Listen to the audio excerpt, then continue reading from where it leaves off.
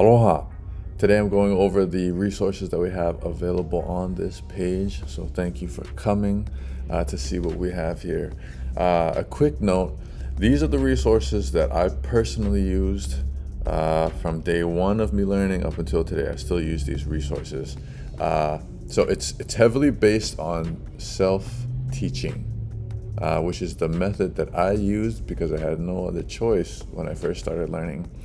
For the first 9 months, there was no one to help myself and my wife, who were just starting off learning. My wife is a little different though. She had 2 years of Hawaiian at Kamehameha, where she went to high school.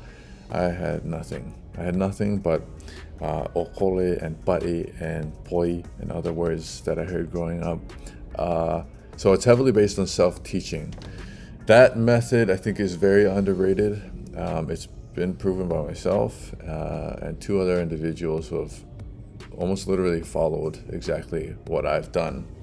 And they used these resources. So I've broken it up into 5 categories, I guess. So you have listening, reading, writing, speaking, and then building vocabulary. You'll have to do that from the start to the end. So, I mean, maybe you haven't started learning, maybe you just started, maybe you're got a few years under your belt, maybe you're a fluent speaker. You'll be, doing the same thing day in and day out to strengthen, to learn or to strengthen your language. So you'll notice that under listening resources, I have it broken up into 2 sections. You've got native speaker resources and then second language resources. And the reason why I did that is because there is a distinct difference.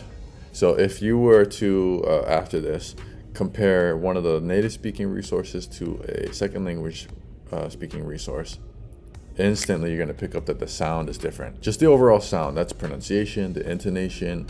If you go a little deeper on a different level, thought process and the way that they're expressing their thoughts, the different sentence structures that they use to express certain things are going to be different. It's important to know that there is a difference, so that you kind of have a choice of what you're going to do with your own language.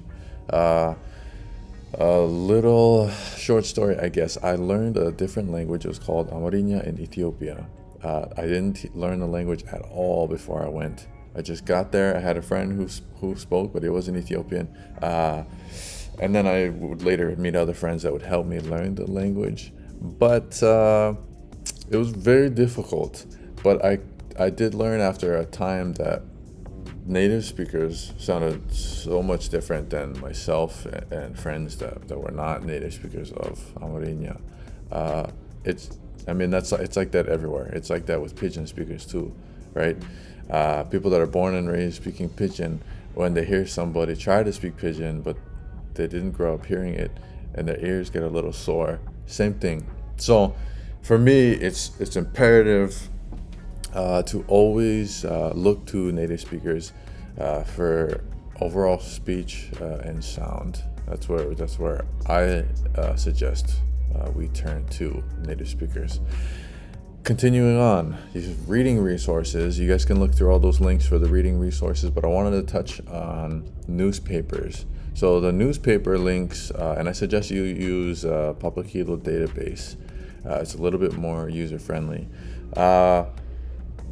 I give a list of different newspaper companies or something at the bottom of the description for the newspapers. Those are the ones that I know of that were started by actual Hawaiians. So they weren't Englishmen or I don't know, we had some Scotsmen, we had other Europeans that started a newspaper. So second language speakers. So those are the first language speaker run newspapers. So that's something also important to note, that the language coming out of there should be better, more accurate maybe, is a better way to explain that.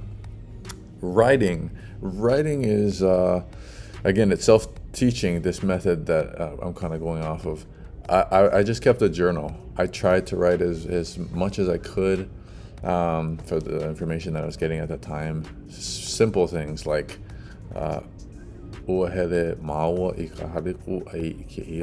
really slow and really simple stuff that I could do. We went to the store today. We watched a movie. Just really easy stuff. And over time, if you were to look at my journal, you'll see these really simple sentences that I construct until now when I still write. It's a little bit more similar. I try to pattern it after kind of the writing in the newspapers or the Baibala. So it's a really helpful thing. It's important that you hear the language. We've gone over that. You read it, and then you start writing it. These all commit these things to memory and help stick a little better. Now you have speaking. If you're just starting out, it's just going to be you reading things out loud, maybe trying to say some short sentences to the person that's learning with you. So hopefully you have somebody learning with you, or you're just going to be talking to yourself. Everybody does it. Just you'll have to do it out loud and hopefully not when everybody's around. There's just until you can actually put a lot of sentences together, you'll just have to kind of read out loud and then talk to yourself a little bit, I guess, and maybe mimic things that you're hearing on recordings from native speakers. Vocab, it's all up to you guys. I have some suggestions. One thing that I used to do was pick 5 words, and then that week I would try to memorize those 5 words. Another thing I did was I read one of the resources in there is Kapukea Moromona. It's very repetitive, so you'll see the same words over and over and over again. But that's true with newspapers too, and any kind of, I guess more like a novel book.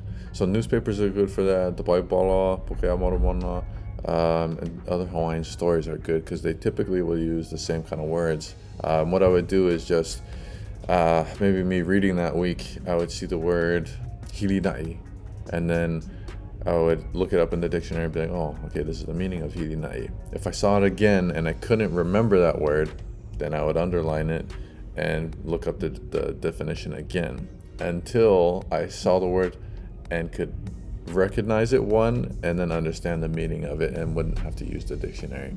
So there's there's a lot of different things that you can do for vocabulary. Anyways, that is it. Please use these resources. It's gold what I have here. It took me years to find all these things because again, it was kind of by myself for the majority of it until I could speak. That's gold right in front of you. So just use them. Get started. Main thing is you stay consistent. It really helps to have a partner to learn with you on the journey. So if you don't have that, it's going to be a little bit more difficult, but that is not to say that it can't be done. So you can teach yourself up into a conversational level is, I guess, the last thing that I'll say. I was able to do that. My wife was able to do that. And again, there's 2 other people that I know of that have used they kind of mirrored what I did. This kind of, method that I came up with as I was trying to figure it out all by myself. So thank you for listening. Use these resources, and hopefully it helps you on your journey. Ki aloha.